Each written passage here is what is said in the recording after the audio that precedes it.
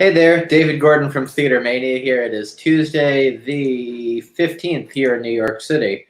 Uh, is it Tuesday or Wednesday where you are, Tonya Pinkins? It is Wednesday, the 16th at 3 a.m. in Seoul, Korea, where I am. Thank you for waking up for this. I get out of quarantine at 7 a.m., so I'm like chomping at the bits to get out of here. Counting down the hours. I am counting down the minutes. Are you keeping U.S. hours while you're there, or did you? Well, the sort of strange thing is I've been having a lot of meetings, of course, in New York, but there are announcements every like 2 to 3 hours in 4 languages, and they're big loudspeakers. So I haven't slept more than 2 to 3 hours at a time just because those announcements happen to let you know that a meal is outside your door, to let you know that you can put your garbage outside, to let you know that it's time for you to submit your self-report about symptoms and temperature, to let you know that if you step outside into the hallway, you could be prosecuted. They are very serious about health and COVID-19 here in Korea. It sounds like the Twilight Zone. It sounds like you're in a spaceship somewhere. Yeah. It's been okay. I'm a good person by myself, and I actually just feel really safe here. I had been editing remotely with an editor on my film Red Pill in New York, and that's really, really hard. And the beauty of now I'm working with finishing off with an editor here in Seoul is that now that I've gone through quarantine and I've tested negative, we can now sit side by side and finish the film. That's amazing. Yeah. I was telling you before we went live, I watched the trailer for the film. And I knew it was going to be a horror movie, but I didn't expect the trailer to scare me, like to make me as uneasy as it did. And I love that. I love that stuff. So tell me about the origin of this project. I think that I love horror. Okay, let's just say, first of all, Yeah. I love horror. That's my jam. And my favorite kind of horror is always things that could really happen, like The Stepfather. I like the real stuff that this could be. And so, or you. Yeah. I'm always writing horror stories. Like I've got a spider horror story. I've got a dating horror story. Like every story I write is a horror story because I like the adrenaline rush. Like I watch horror to go to sleep at night. Do you really? Relaxes me. My wife would kill me if I tried to do that. I don't have a partner, so I'm in my own bed. I just turn on a horror movie. Release all that. They say that's what your dreams are for, that when you're having like really like nightmares, it's about emotional release. So I guess I do that by watching a horror movie, and then I can just sleep really calmly. So I love horror. It is totally my jam. And last summer, a friend invited me to her country house. And I just was like, this is a scary movie house. It's got this pond in the background. And it's like the ceilings are too low. And I was like, I want to make a horror movie in your house. And she said, yes. So it's your house that you filmed it in. I filmed it in my friend's house. Her name is Kim Sykes. And she's an amazing painter. And whenever I write a play, she usually does a painting for it. So I wrote this story around her house, around the landscape, around her art. And she did some additional art. So the paintings are part of the storytelling. And at the time that I wrote it and I was, sharing it with people, they were like, it was a kind of a dystopian nightmare. But as time passes, and it's been less than a year, we shot over Halloween weekend last year. It has become just what we are actually living. Yeah. Horror in more ways than one. Yeah. And it is that kind of real horror where this is like what we're really living. Can you talk a little bit about the plot, what it's about? Sure. Well, the sort of log line of it is that it's the weekend of the 2020 election, and a group of progressives ride into red country armed with heart, humor, and naivete. They should have brought heavy artillery. The fact that they're riding into red country alone scares me. Yeah, I know. So that kind of is everything. They're setting out on this mission to change the world, and it gets interrupted. Yeah. It's a great cast too. Yes, yes, a lot of amazing theater people like Ruben Blades and Luba Mason and Kathy Curtin and Colby Menifee and Adeshala Osakalumi and Jaco Flaherty. Yeah, amazing that I have all these friends who were willing and available. It just was very synchronistic that everybody's schedule worked out. Like Ruben had concerts in Colombia right before and right after. So it was like perfect. Harold Perrineau was going to do it, but then his schedule didn't work with Ruben's. And so Adeshala was available. So I'm just fortunate that I have so many amazingly talented friends. Yeah, I was going to say, I can't remember the last time I actually saw Ruben act. So that's really cool, too. Well, you don't watch Fear the Walking Dead? I don't watch Fear of the... Oh, I forgot he's on that. But no, I don't watch Fear of the Walking Dead. Yes, Ruben is on Fear the Walking Dead. He's great on there. Yeah. Is this your first movie? I've made shorts. It's my first feature. What was that like for you? Honestly, it was like I had found what I was born to do.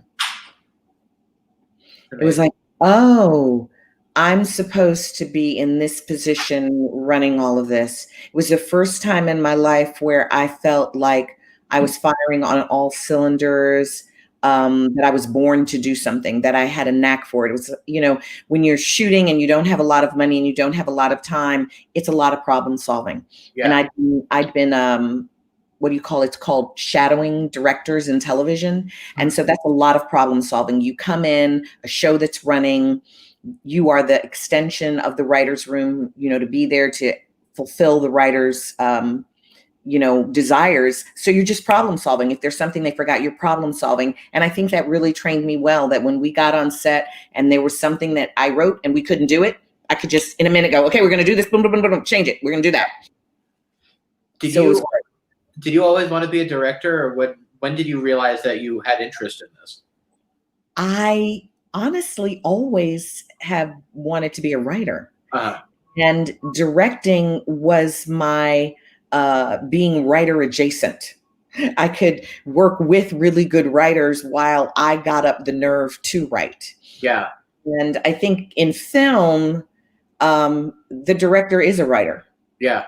So because I wrote this and I directed it, it meant that the way I could even write it could have a kind of slang that I understood what I meant, because I wasn't having to convince someone else of what this meant. I knew what I meant and I could make that happen. I think that, like Jordan Peele said that about Get Out, that the tone was such that he knew he had to be the one who would direct it. Yeah. This might be a stupid question, but what's it like to direct a horror movie? Like, was it everything you wanted it to be when you were like, you know what, I'm going to make a horror movie? Yeah, it kind of was. I mean, of course, I would have liked to have more money. I would have liked to have more time. But if you're going to make one with not a lot of money, not a lot of time, you better have really incredible actors. And I did. And so they gave me great performances. And I didn't have time for rehearsal. So I could use a kind of shorthand with them to the point of be like, when you get to that line, I need you to take like a 10 count because I need to have you do something. Right. So that it really was that I trusted them and respected them. And then doing the storyboards for the action shots, hiring the VFX editors to do some of the VFX. I'm not a big blood person, but we have some hard stuff that happens in this. And I just want it to be scary. And I feel like the South Koreans, Minji Kang, who is my new editor, she does tension like nobody's business. And we had a full cut before I came here. And so this way in which she's like adding this whole other thing, I'm loving it. I'm like, okay. She'd be like, I think you don't need this. I'm going to cut that. I'm like, okay, if it works, let's go for it. Okay. And that's how a 2.5 hour movie becomes the tightest 90-minute 2-hour movie you could find. Exactly. Because horror, you can't sustain that kind of tension for very, very long. So, that roller coaster ride. And, there's so many levels on which this story works. Like there's the reality of what we're living in right now. And so there's the political conversations that we're having right now. But then there's a whole nother historical level on which some people will get, some people won't get. And I like a lot of humor in my horror. Yeah. So it's like the bleakly funny stuff. completely funny stuff. And that when people are a little too casual, it's not something bad's getting ready to happen. Yeah. Yeah. Or someone just told a joke, not going to work out for them. Was it hard to put pen to paper in terms of like exercising the demons of everything that's going on in the world now? At the time that I was writing it, literally, it felt like it was just coming through me. I wrote this in August, greenlit it at the end of August, and we shot it the weekend of Halloween. We started, so it happened really, really fast. Yeah, very short pre-production. Calling friends who I knew I could get them on the phone, and I have other scripts that are taking a long time. We're 20 drafts. I probably did. I think that by the time we shot, I was on draft 13. Wow. I have other scripts that are in like draft 100. Right. Coming along. But what I've learned most, I think, about making a film is that script is a map. It really is the story you write, the story you shoot, the story you cut. Because there were things when we got on set, we couldn't do them. So they were in the script, but they couldn't be. So now you know that when you get to edit, how are you going to tell that part of the story because you didn't shoot it? And so then you're reconfiguring the story. And I like that because I'm a process person. I really just love the process of creating. Once it's done, all the fun is over. Yeah. So all of these processes are my, what I get off on. How did your theater background help with all this? Did your theater background help with all this? I think my theater background helped with all this because I love actors. Yeah. And because I know so many actors and so many fine actors. I've got to work with some of the best actors and directors. So having the relationships to pick up the phone and just call people and not have to go through their gatekeepers. Right. That is probably the most valuable aspect of me being able to make this film, because my work is respected by other actors. I could pick up the phone and ask actors to come and play with me. And because we were colleagues and there was a mutual respect, there was a willingness to do something that not everybody has. That's kind of priceless. That's probably the most valuable part of the film, is that these amazing actors were willing to come and do it. Yeah. Do you see yourself like never acting again and just going straight to like directing and writing, or do you see yourself like in a mixture of both? I'm really liking it here because I get to give actors opportunities and I get to oversee every aspect of it. It's cool, right? I just love it. Brandon Jacob Jenkins and I are working on a Mother Courage.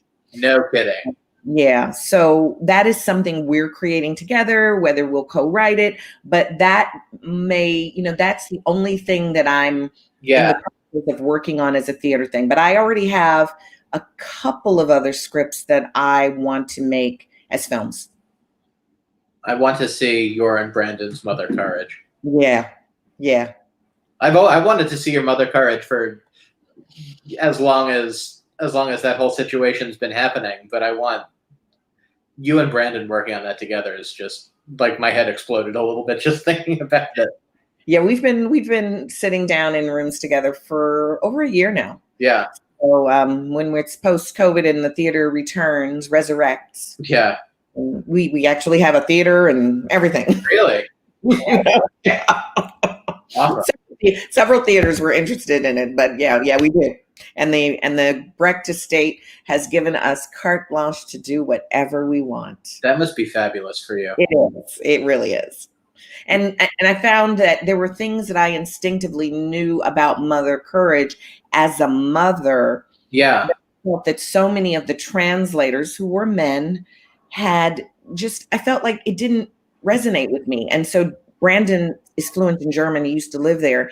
And I would say, well, Brandon would be like, well, the script says this. And I'm like, I know the script said that, but that's a translation. Would you go back to the German and see if that's what Brecht wrote? And time again, my instinct of what it was what the German was and not what the translation was. I don't know that I know any female translators or any female translations of Mother Courage as I think about it off the top of my head. I don't think there are, but Brecht had this cadre of women who not only influenced his writing, but they were this collective where they would just all write plays and they would put them out in Brecht's name because they knew it would fetch more money. Right. I didn't know that either. It's so Yeah. Yeah. What was it? Is Mother Courage one of those things that you've always wanted to do, or is it only the last couple of years after the situation with the play that you're It was never on my mind, but I knew that it was considered one of the greatest roles in the canon for women. Hmm. And so, when the opportunity came to do it, it was like, oh, yeah. Well, my standards are super duper high. My standards are super duper high. And they did a fine production, but my standards are high. Yeah. When I'm working on something, I want to be working at a level where I might fail. Yeah. My motto is brilliance lies in the moment that might not work. So if I'm not risking something, if there's not something we're doing that's going to be new and it's like, this really might not work, but if it does, whoa, people are going to go on a ride. It's just not interesting to me. Yeah. I have to ask you about Carolina Change. I don't even know what to ask you about Carolina Change all these years later, but I was just listening to the album the other day on one of my walks, and it's like, that show is great. It really is. That show is great. Yeah. It's super relevant now. Yeah. Yeah. Well, I think it's still going to come back. It was going to be there this year. Bring it back. Yeah. Yeah. What? Very different. Yeah, I'm sure. What was the experience of doing that show like for you? That was at that point in my life, that was another experience where, I had been given an opportunity to be inside a container that was big enough for me. I feel like so much of my career has been the container's been too small. And I'm like trying to stuff myself into these little containers. Yeah. And so when you have an opportunity to really exercise all your muscles, it's like flying. People would always say, was that hard to do every night? I was like, no, that was effortless, because that was a place where all this energy that I'm carrying around all the time, there was a place to let that fly. Yeah. It's rare. It is. I go back and watch the Tonys performance every now and then, and it's just, anyway. When are you expecting Red Pill to be ready and to come out and all that? I would love it to come out this fall, but then there's a part of me that would love it to be in a movie theater. Yeah. So I know movie theaters are opening, and I really want it in drive-ins. I love the idea that it's drive-ins. So that would be cool to see a horror movie like that in a drive-in. So yeah, I mean, we're kind of finishing up. Like Minji and I will be done in a couple of weeks. Mm. And Paul Sue, who did Motherless Brooklyn and Salt, is my sound designer, and T. Skoll, who scored Selma and who scores The Glorias, and Paul scored The Glorias, who scores all of Julie Taymor. So my post-production team is amazing. Carter Little and Michael Berry. So I've got this amazing team, and they've already been working. Mm-hmm. So Minji is just putting that South Korean thing on it right now, and then we'll turn it over to sound, and Technicolor's doing my color. So we'll be ready. It's really about making decisions about where's the best place to go. Do we try to hold out till people are actually physically in theaters? And I'm meeting with someone on Saturday here in Korea. Cat is playing in theaters. Yeah. Okay. Yeah. So I would like people to get to see it in a theater. Yeah, of course. So, decisions like that about whether the Apollo actually just called me to say that they were ready to screen it in November. And it's like, that's an online screening, so those are luxury problems to get to have. Yeah. Tonya, thanks for your time. Thank you for waking up and talking to me at now 3:20 in the morning.